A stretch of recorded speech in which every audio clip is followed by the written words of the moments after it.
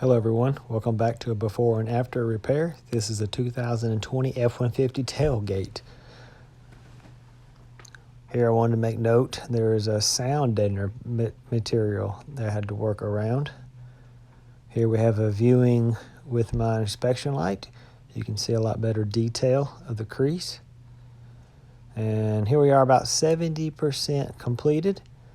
You can see it's much lighter than what it was. I've got it shallowed up and the texture is looking really nice.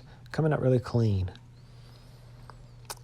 Okay, now panned on. The repair is complete as far as the metal being flat. I left the scratch in there so you could see where the crease was. If you'll look for that little scratch right down the middle.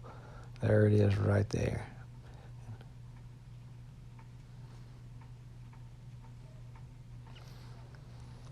And I zoomed in really close here. Here you can actually see the texture in the paint. Oftentimes it's called orange peel. There's a scratch right in the middle of your screen. And you can see the orange peel is mimicked. Try to get it back to the original manufacturing texture. And here's with the compound and polish with the scratch gone.